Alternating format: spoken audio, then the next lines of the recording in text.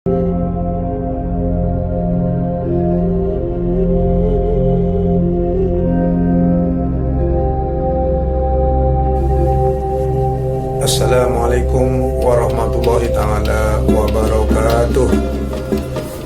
Innal hamdalillahi nahmaduhu wa nasta'inuhu wa nastaghfiruh. Na'udzu billahi min shururi anfusina wa min sayyiati a'malina. May yahdihillahu wa la mudhillalah wa man yudlil wa la hadiyalah. Asyhadu an la ilaha illallah wa asyhadu anna Muhammadan abduhu wa rasuluh. Allahumma shalli wa sallim wa barik ala sayyidina Muhammad la nabiyya ba'da amma ba'du.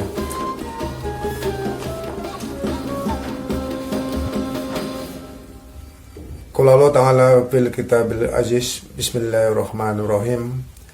Ya ayyuhalladzina amanu ati'ullaha wa ati'ur rasul wa ulil amri minkum fa in tanazalhum fi syai'in fi ruduhu ilallahi wa rasuli in kuntum tu'minun billah wal yaumil akhiri zalika khairun wa ahsanu ta'wila. Shadaqallahul azim. Saudara-saudaraku, kaum muslimin dan muslimat di mana saja berada, kita panjatkan puji syukur kepada Allah dengan anugerahnya, maka kita pada kesempatan ini dapat bertemu kembali. Kemudian selawat dan salam kehadapan ikutan kita Muhammad Rasulullah SAW yang telah mengeluarkan umatnya daripada kegelapan kepada yang terang benderang. Mari kita berbahas sedikit demi sedikit sebagai pengetahuan kita. Karena bagaimanapun juga kita manusia selalu lupa.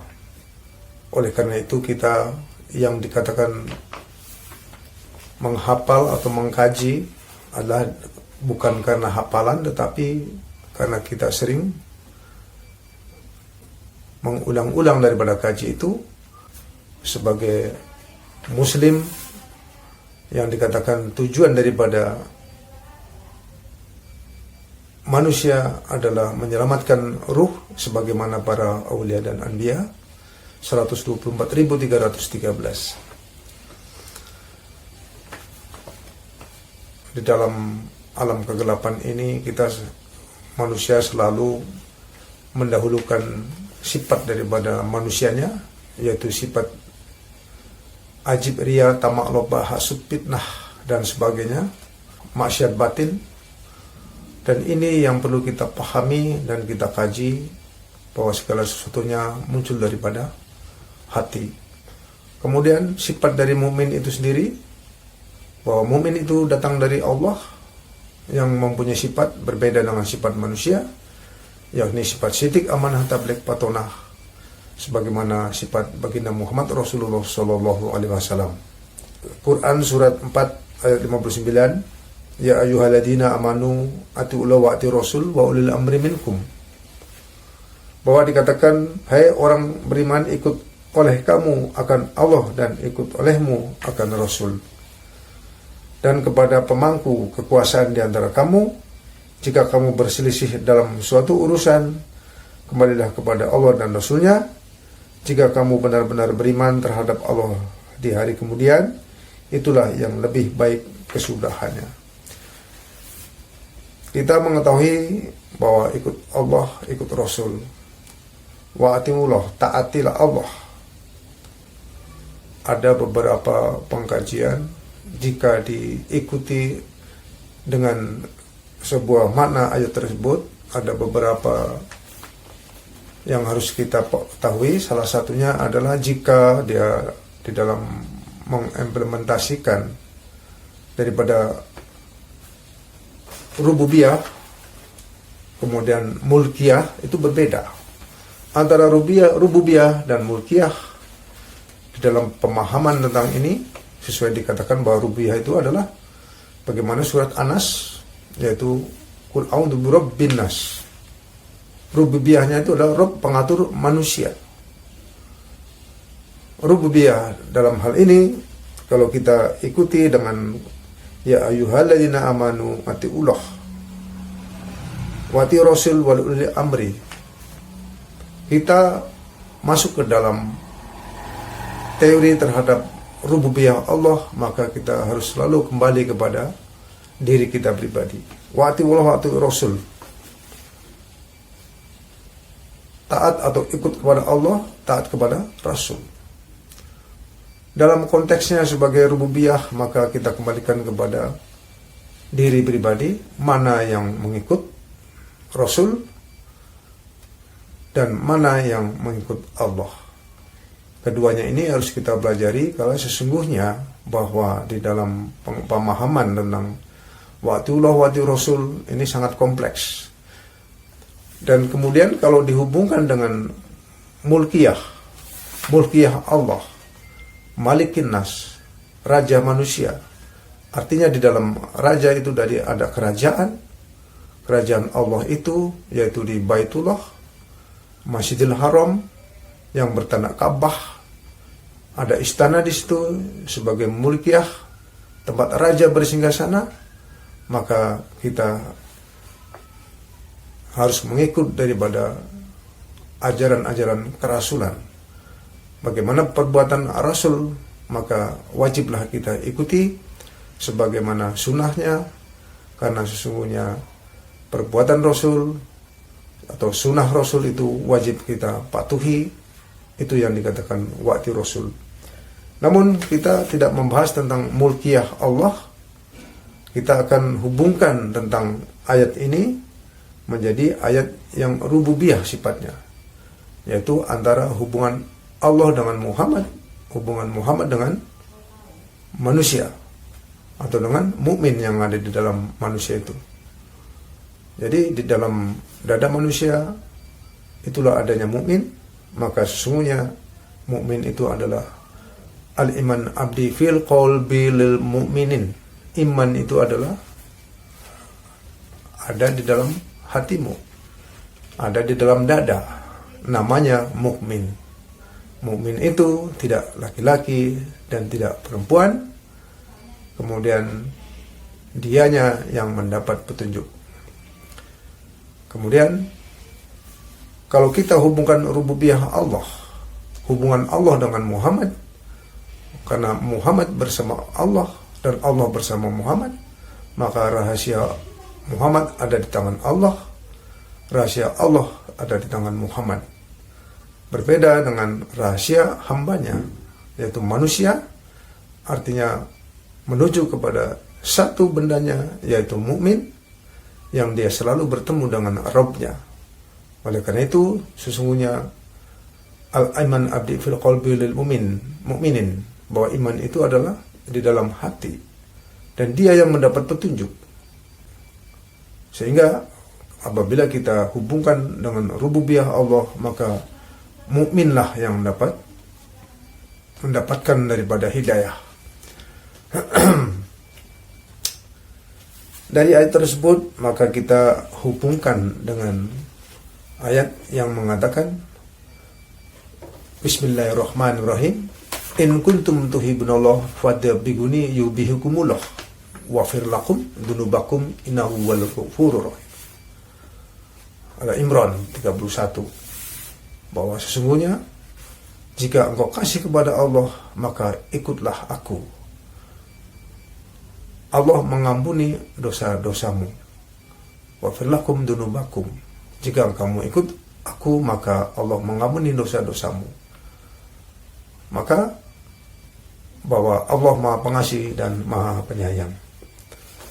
Terkait dengan ayat tersebut, bahwa bagaimana konteksnya hubungan Allah dengan Muhammad, Muhammad dengan mukmin tadi, dikatakan bahwa ya ayyuhalladzina amanu, iman ini bendanya sama, yaitu dengan mukmin itu juga sama, bendanya sama, yaitu ikut Allah dan ikut Rasul. Artinya kita telah mengikut, bahwa dikatakan kita mengikut, kita paham dengan yang diikuti. Bahwa di sini dikatakan ikut Allah, ikut Rasul. Karena di dalam ayat bahwa kita tidak bisa langsung kepada Allah, maka hendaknya kita ikut Rasul. bahwa dalam surat Al-Balad dikatakan bagaimana kita mengikut Rasul, maka disebutkan bahwa la usimu bihadal balad, demi negeri ini sesungguhnya dia, yaitu Muhammad, ada di kota ini, di kota Mekah. Nah, ini arti dan makna ketika baginda Muhammad Rasulullah masih hidup sebagai seorang nabi, maka beliau ada di Madinah.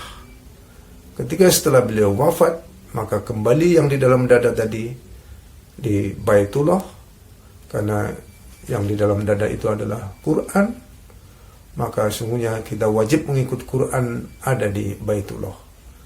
Jadi sebagaimana di dalam rububiyah Allah kita mengatakan kita terikat kepada Quran itu sendiri.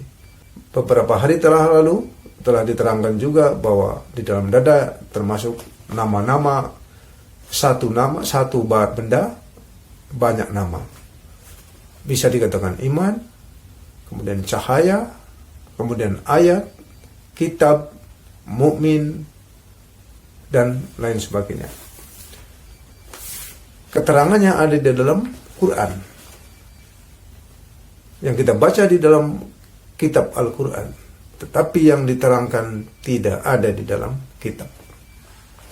Konteksnya adalah bahwa keterangan ada di dalam kitab, di dalam buku, namun yang diterangkan tidak ada di dalam buku. Ini kita mesti paham bahwa segala sesuatunya, bahwa beribu-ribu ayat di dalam Quran, maka sesungguhnya adalah tujuan daripada orang takwa. Ittaqullaha haqqa tuqatih wa la tamutunna illa wa antum muslimun.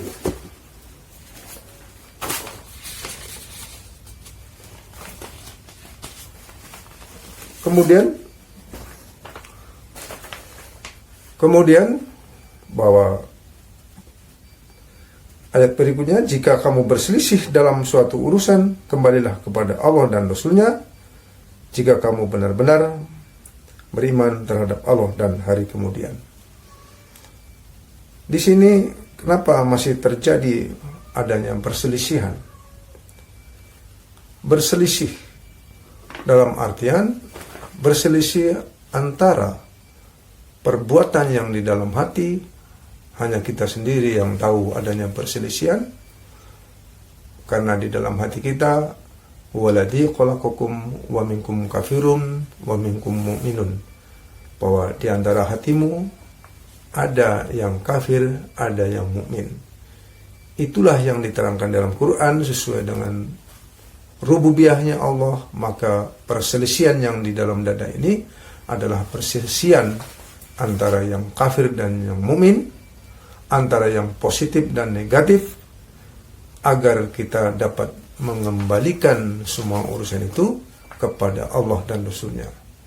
Bagaimana kalau kita tidak tahu tentang substansi daripada Allah dan Rasul-Nya itu, maka akan sulit kita dapat menyelesaikan persoalan. Karena sesungguhnya bahwa di dalam rububiyah Allah ini wajib kita nyata.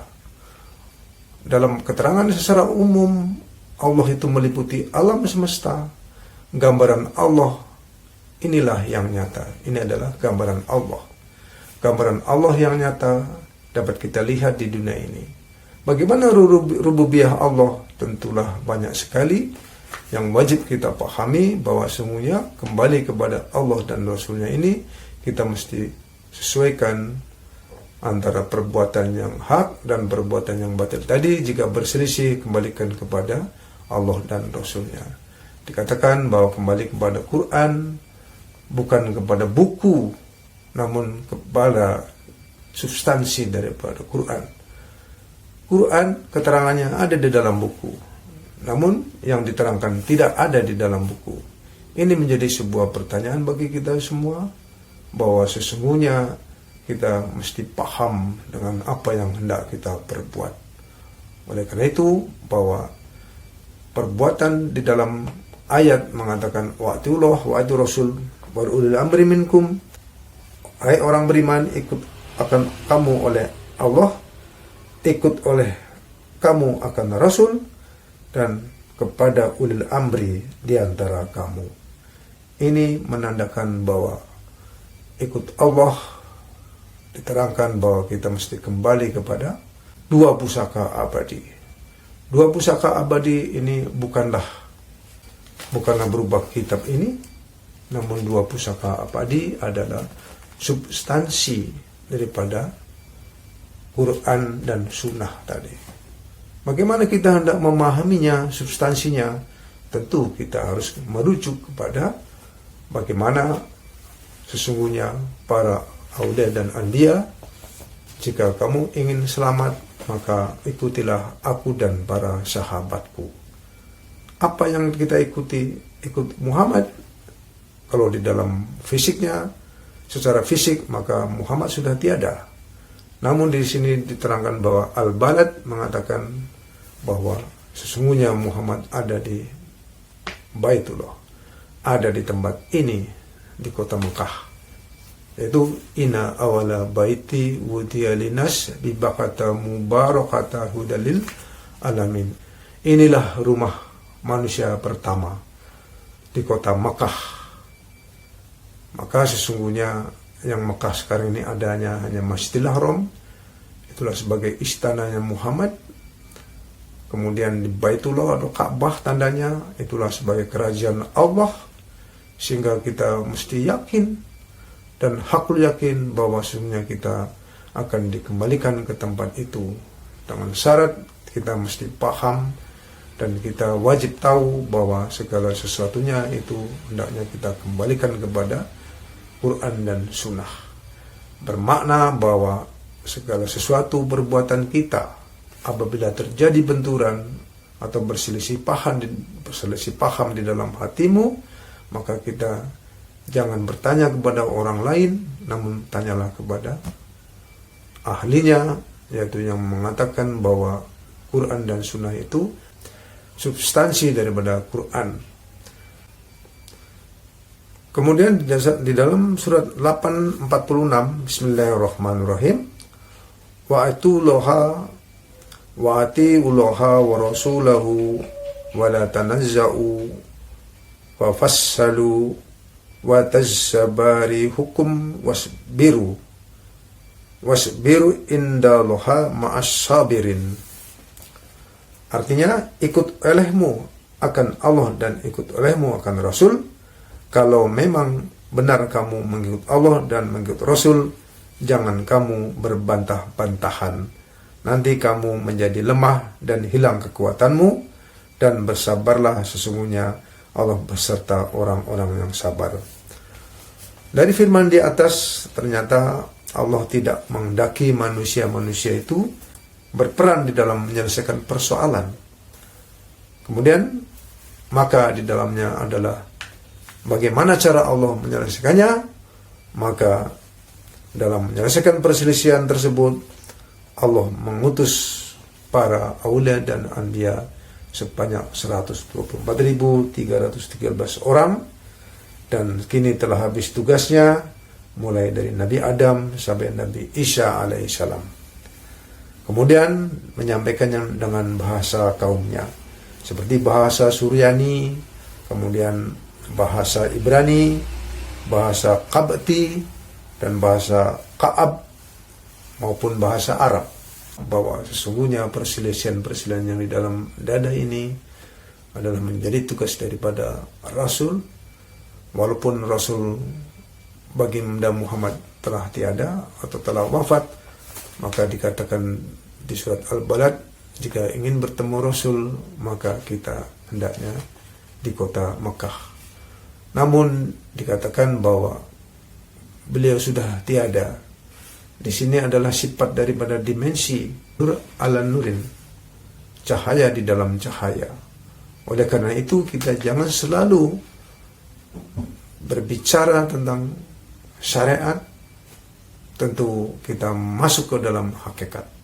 Syariat tanpa hakikat batal. Ini menjadi sebuah ukuran bagi kita bahwa kita memang wajib mempelajarinya. Mungkin ketika kita masih muda atau masih kecil, kita belajar sesuai dengan kemampuan kita, belum mencapai kepada hakikat. Namun apalah daya, semakin hari umur bertambah, maka wajiblah bagi kita untuk selalu mengukur tentang keimanan kita dengan belajar dan belajar, karena itu adalah menjadi perintah bahwa semuanya wajib kita mencari ilmu. Oleh karena itu, kita hendaknya dapat memberikan suatu gambaran kepada diri pribadi agar kita dapat menyelesaikan persoalan-persoalan yang dihadapinya setiap hari.